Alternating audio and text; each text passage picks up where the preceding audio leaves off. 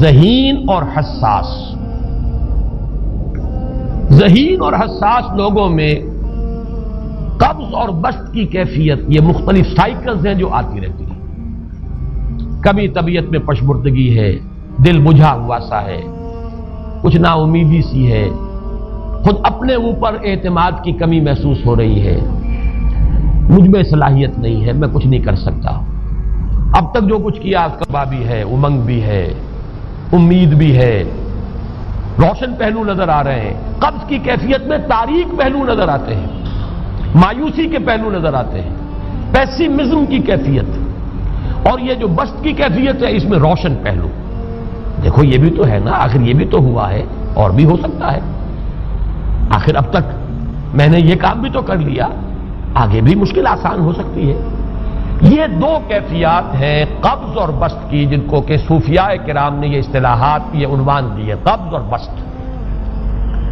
جتنی انسان کے اندر حساسیت کی کیفیت زیادہ ہوگی، ذہانت زیادہ ہوگی، اتنا ہی یہ جو ویوز ہیں اس کی ایمپلیٹیوڈ زیادہ ہوتی ہے.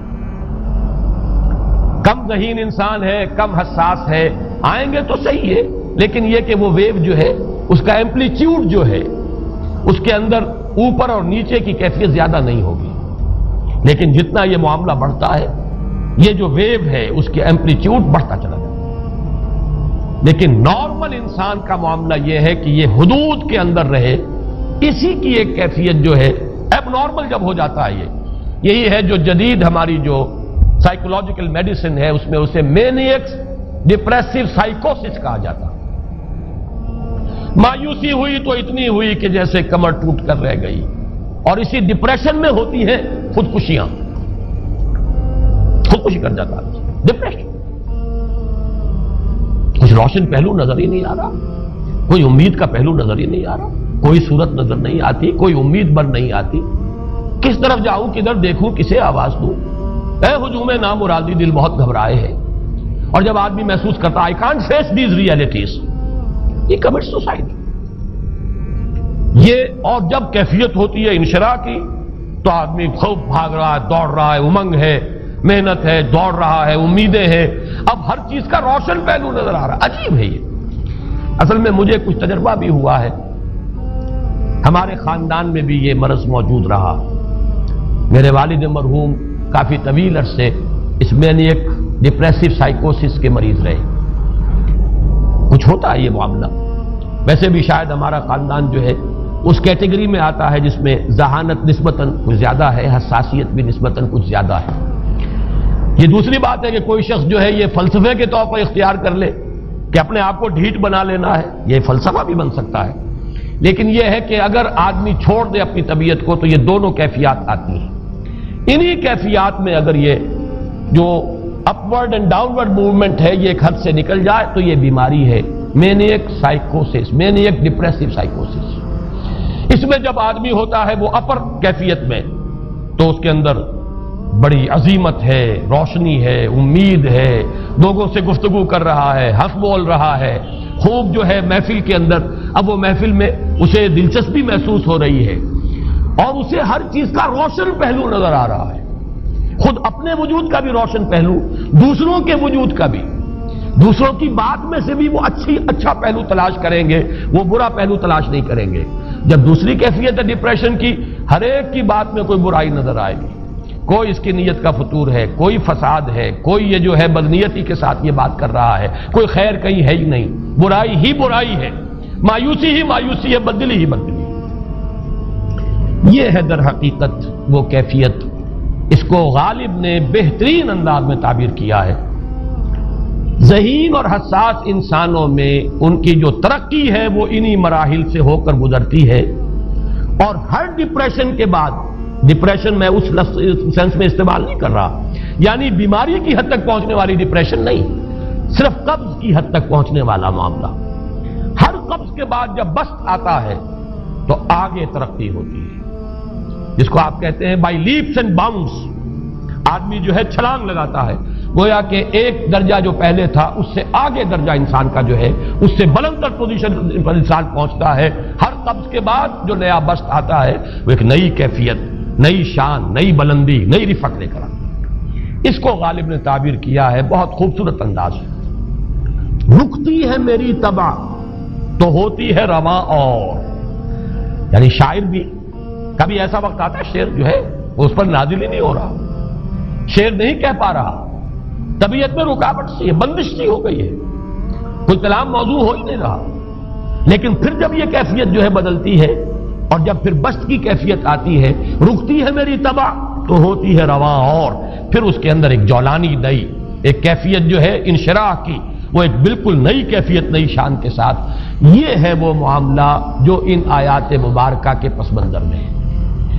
اسی لیے اب میں آپ کو اس کا حوالہ دے رہا ہوں، تفسیر مظہری میں قاضی ثناء اللہ پانی پتی رحمت اللہ علیہ نے بہت عمدہ بات فرمائی ہے کہ حالت قبض اگر کسی شخص پر طاری ہو تو اس حال میں اکسیر کا درجہ رکھتی ہے یہ سورہ مبارکہ، اس لیے کہ یہ نازل ہوئی ہے محمد الرسول اللہ صلی اللہ علیہ وسلم پر اسی حالت قبض میں۔ وَالضُّحَىٰ وَاللَّيْلِ إِذَا سَجَىٰ مَا وَدَّعَكَ رَبُّكَ وَمَا قَلَىٰ وَلَلْآخِرَةُ خَيْرٌ لَكَ مِنَ الْأُولَىٰ وَلَسَوْفَ يُعْطِيكَ رَبُّكَ فَتَرْضَىٰ أَلَمْ يَجِدْكَ يَتِيمًا فَآوَىٰ وَوَجَدَكَ ضَالًّا فَهَدَىٰ وَوَجَدَكَ عَائِلًا فَأَغْنَىٰ۔ یہ تمام آیات اب معلوم ہوگا کہ جیسے موتی پروئے ہوئے، ایک لفظ قبض، اب اس میں جو بھی واقعاتی اور جو میں نے آپ کو روایاتی جو بھی پس منظر بیان کیا وہ بھی فٹ بیٹھ رہا ہے، وہ خودکشی کا معاملہ بھی آ گیا اس میں فٹ بیٹھ رہا ہے کہ بخاری شریف میں روایت موجود ہے کہ حضور فرماتے ہیں کہ میری طبیعت پر اس درجے اضطراب تھا، اتنی کیفیت جو ہے میری تشویش کی تھی کہ میرے دل میں بار بار خیال آتا تھا کہ پہاڑ پر چڑھ کر اپنے آپ کو نیچے گرا دوں۔ یہ سارے معاملات اب آپ کو محسوس ہوگا جیسے تمام کڑیاں جو ہے وہ جڑ گئی، جیسے رات کو اب آپ اٹھ نہیں پا رہے، اضمحلال ہے، اعصابی جو ہے اعصاب اس درجے متاثر ہو چکے ہیں۔ صرف یہ ایک احساسات کی کیفیت نہیں ہے، آپ کی قوت فعلی جو ہے، قوت عملی، وہ بھی اس درجے متاثر ہو چکی ہے کہ کئی راتیں گزر گئی اور آپ رات کو نہیں اٹھ سکے، جس پر کہ ام جمیل کو یہ کہنے کا موقع مل گیا کہ معلوم ہوتا ہے محمد تمہارا شیطان تمہیں چھوڑ گیا۔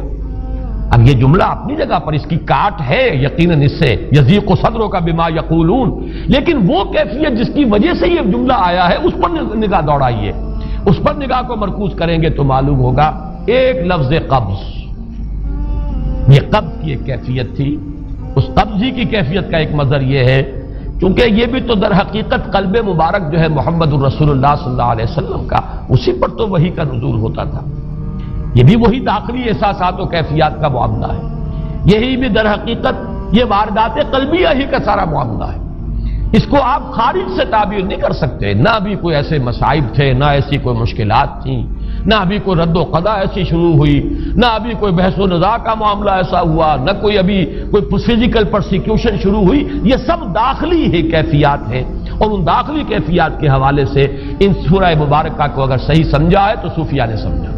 وہ جو اقبال کا شعر ہے کہ کچھ جو سمجھا میرے شکوے کو تو رضواں سمجھا، مجھ کو جنت سے نکالا ہوا انسان سمجھا، اور کون سمجھے گا؟ وہ تو سمجھے گا کہ دکھے ہوئے وہ دل کی صدا ہے، وہ کیا ہے جو اقبال کی وہ ایک نظم ہے پرندے کی فریاد، گانا اسے سمجھ کر خوش ہونا سننے والے، یہ تو در حقیقت ایک دکھے ہوئے دل کی صدا فریاد، یہ صدا ہے۔ تو یہ کیفیت جو ہے رضوان سمجھ سکا ہے جو کہ داروغہ جنت ہے، اس نے سمجھا یہ وہی آدم جو نکالا گیا تھا یہاں سے، یہ اس کی فریاد ہے۔ کچھ جو سمجھا میرے شکوے کو تو رضواں سمجھا، مجھ کو جنت سے نکالا ہوا انسان سمجھا۔ تو واقعہ یہ ہے کہ اس سورہ مبارکہ کا صحیح فہم اگر حاصل ہوا ہے، وہ امام راضی کو حاصل ہو ہی نہیں سکتا، وہ عقل اور منطق کی گتھیاں سلجھانے والے آدمی ہیں، اپنی جگہ ان کی کنٹریبیوشن بہت، یہ لغت اور ادب کا کوئی خاص مسئلہ اس میں ہے ہی نہیں کہ زمخشری اس میں کوئی جولانی دکھائیں اپنی، اس میں کوئی ایسا اشکال ہے ہی نہیں، نحوی اشکال ہی نہیں، لیکن یہ واردات قلبیہ کا معاملہ ہے، احساسات باطنی کا معاملہ ہے، یہ نفسیات انسانی کا معاملہ ہے، اور اس کو وہی سمجھ سکتے ہیں کہ جو ماہرین علم نفس ہیں، اور وہ ہیں صوفیاء کرام ہمارے ہاں، جن کا وہ ذوق ہے، باطنی کیفیات و احساسات جن کا موضوع کہ یہ در حقیقت حالت ہے۔